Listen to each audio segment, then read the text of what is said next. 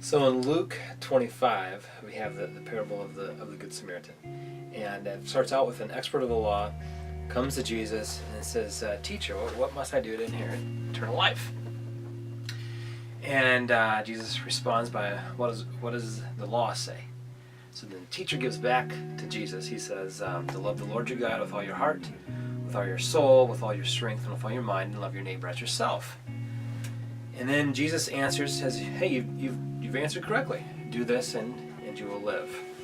But then the teacher comes back. The text says he's wanting to justify himself. He says, and he asks Jesus, who is my neighbor? So the teacher of the law is wanting to get even more specific with, if I'm supposed to love God and love my neighbor, then who technically do I have to love? And Jesus then goes on to tell what we know as the Good Samaritan story. For me, the powerful point in this, Jesus tells the story and then asks, who is a neighbor? So the teacher is saying, who's my neighbor? Jesus says, it doesn't matter who your neighbor is, it matters, are you being a good neighbor? So the onus is no longer on me trying to identify who do I have to love and who don't I have to love to fulfill the law so I can get eternal life. The question becomes back to me. Am I living as the Good Samaritan? Am I living a neighborly life to other people? And I think then what does it mean to live as a good neighbor?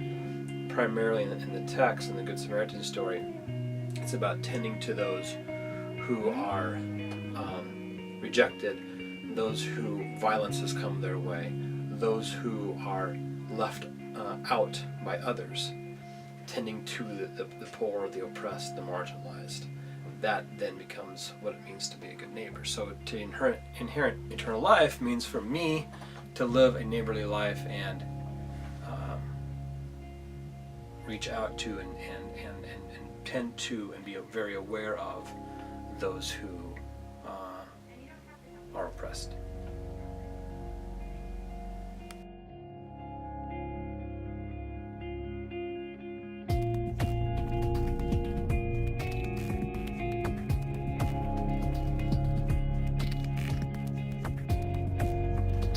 Love crosses all kinds of categories. It has no limit to whom it affects, which is why it holds its glory. It is selfless, humbling, and wall-breaking, because expressing this phenomenon called love is both uplifting and self-restoring. I come not to just help you, but because my liberation is bound up with yours, Leila Watson. So as you proceed, please proceed with caution, because though you may love, not all will receive with open arms, you see. But let's seek to act justly, love mercy, and walk humbly with God. With the burden is my burden and mine with yours. My work is my faith and vice versa, so journeying with you is not a chore.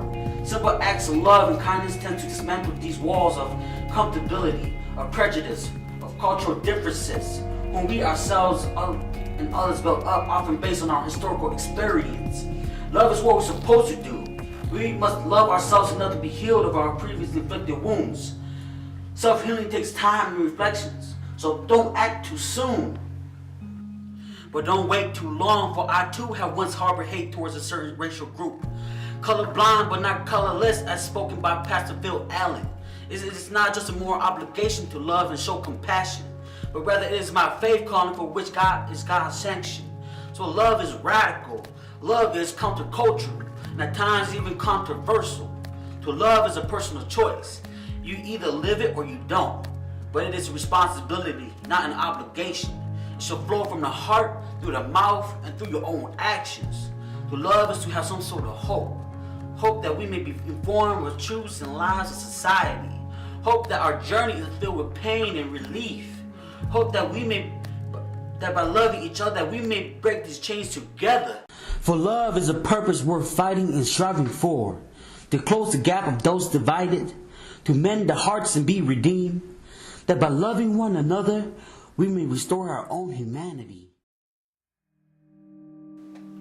Embracement is not mine, it's for all mankind. Knowing the mind of why, but confound time to entwine. We do not get something that's on a grip. We get something that's beyond a grip. Nourishment is not mine.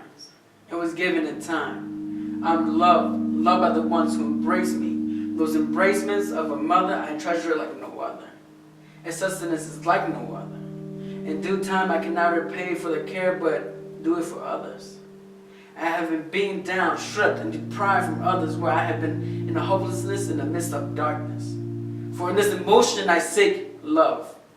Put my hand out for support in hopes to receive help. In due time, my faith has been beaten down to surrender, but I'm not going to surrender.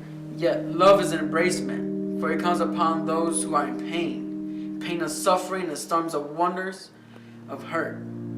For I too see sorrows of many, yet I'm forced in wonders of how long we are living and ignoring people's needs. How many times we stepped away from people's needs. We believe in inspiration. We dig inspiration. So why not be what we believe to be? Inspired to be inspired. We said love one another, embrace one another, give to one another, care for one another. Yet, how many times have we been there for one another? Society's ends will come in order, but we should never surrender to its orders. The liberations of grabbing one another are lifting each other. Till then we become embracement of each other. So I reached out my hand, I lifted, I become, embracement I received. I will embrace and love everyone in humility. For embracement is not mine, it's for all mankind. Showing our love to our neighbors is something we all struggle with. But does this mean we should quit or pick and choose who we show our love to? Or does it mean we should conform to the reality that the world is too complex for us to show our love to those whose struggle we cannot understand, but in many ways contribute to, in ways that we don't even know about or even care to learn about? Or should we revert to edification? So I'll leave you with this question. How did Jesus picture us to be as Good Samaritans? How did he picture you to be as a Good Samaritan?